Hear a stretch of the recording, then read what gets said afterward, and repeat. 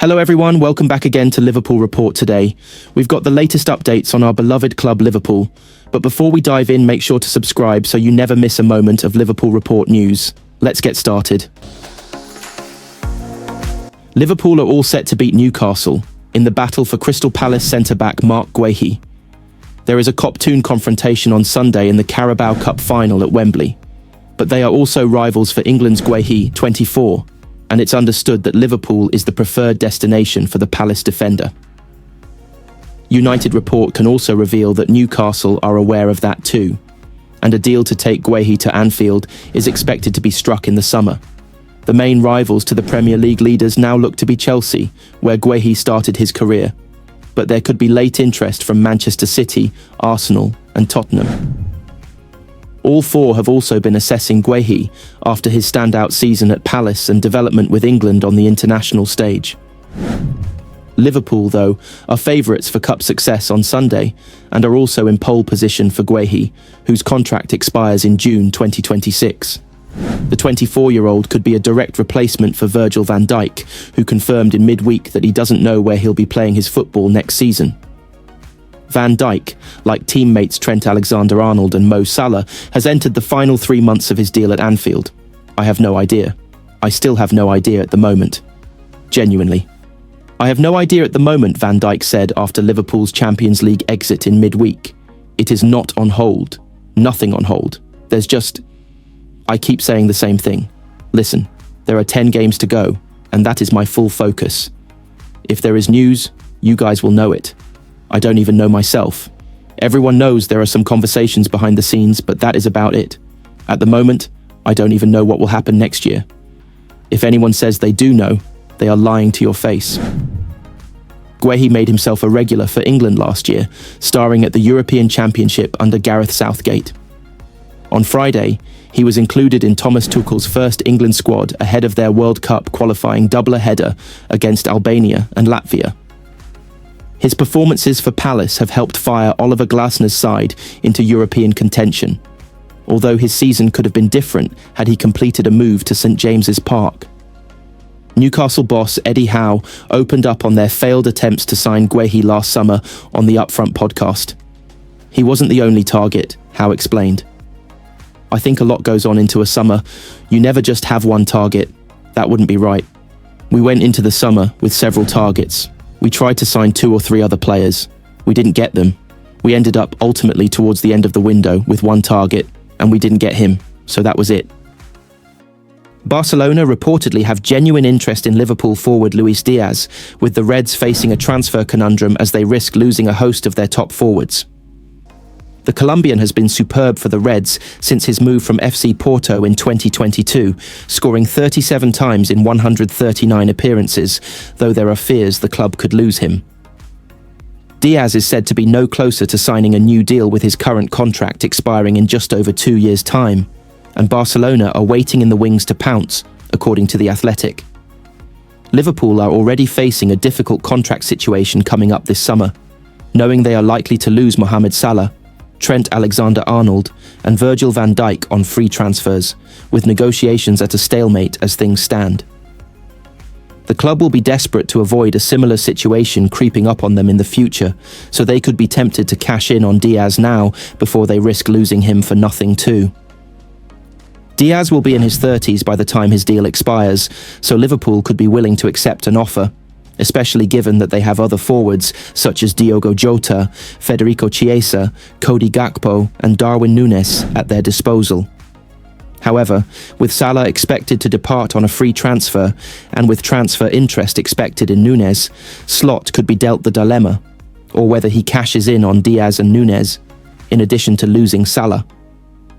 Liverpool are 15 points clear at the top of the Premier League and look nailed on to win the title, but Slot will be reluctant to lose too much of his core group of players that helped the team romp to immediate success under his leadership. Diaz himself has had a fabulous season under the Dutchman, scoring 13 goals and assisting 4 in all competitions. It is claimed Liverpool have a number of options lined up in the event they do lose a couple of forwards in the summer, with Newcastle's Anthony Gordon linked with a move in the past. However, the former Everton star only just signed a new deal St James's Park in October, so any move for the 24-year-old looks unlikely. Alexander Isak has confidently declared that he can achieve all his football dreams at Newcastle United. Amidst heavy speculation linking him with Arsenal and Liverpool, the Sweden international was quizzed on whether he could fulfill his career ambitions at St James's Park, and his response was emphatic. "That's why I came here," he said. Isak, who has 3 years left on his Newcastle contract, confirmed that talks about his future will take place at the end of the season, with the Magpies eager to tie him down as some of Europe's biggest clubs circle. The 25-year-old has been on fire this season, scoring 22 goals in 32 games in all competitions.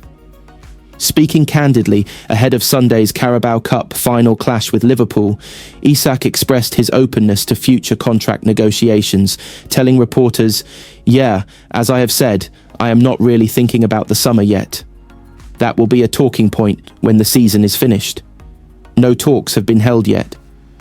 When asked about his ambitions and whether he'd be able to achieve them at Newcastle, he said, "I mean, that is why I came here. I have said many times that I don't really think too much about my future. I have said many times I am happy here, and we are competing for titles, which is what you want as a football player.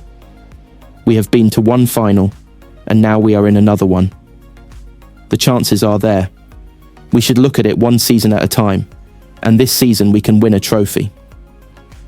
I have said many times I am focused on doing a job. All of our focus is on Sunday and bringing a trophy back." Isak also spoke about his personal goals, adding, "I just want to be the best version of myself. I have high ambitions. I am trying to create my own history at Newcastle.